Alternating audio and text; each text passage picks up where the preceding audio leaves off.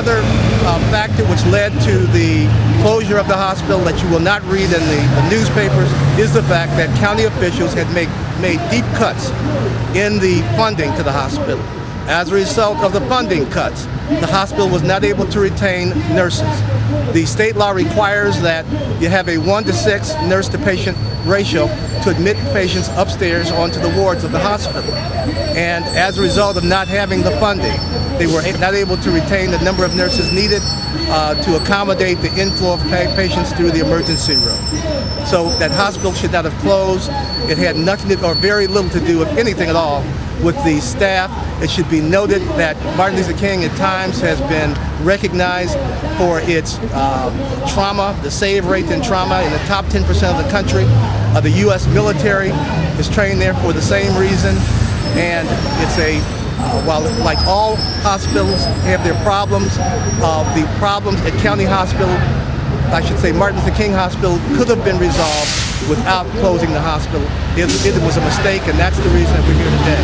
We want Martin Luther King Hospital restored. It was a mistake, and once again, I'm Dr. Delaney Smith. There are other physicians out here as well today, and we are determined to have the hospital restored. My name is Apostle Dr. E. Earl Scott. I'm founder of the Black Foundation, Institute of Care Group International. We do things and have been doing things to uplift the community. We're specifically here and have a particular place in our hearts regarding the King Drew Medical Center. I was one of the original planners 40 years ago for the biomedical science program at King Drew to train 4 students from Watts, Willowbrook, Compton area to train there, establish the 4-year university.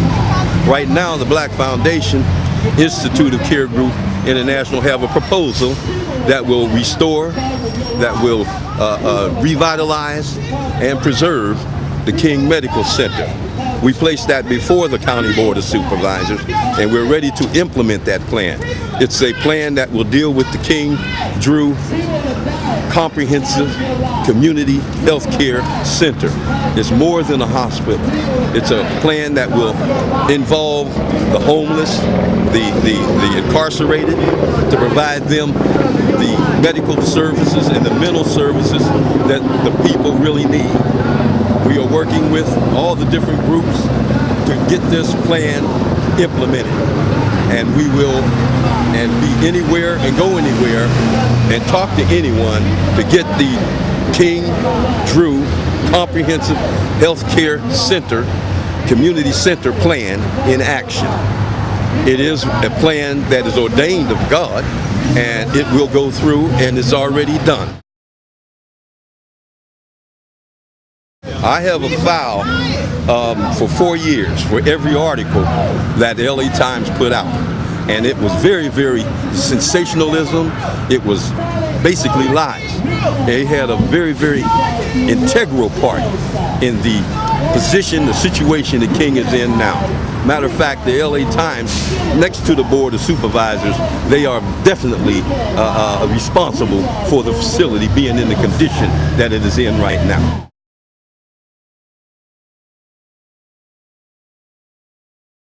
First of all, the proposal that I was a part of, I was at UCLA, and then I transferred to Irvine, and I left Irvine after I finished the degree, and I was working in clinical research and education at UCLA and also at UC Irvine, and I left in 1973 and went to King Hospital. It was brand new.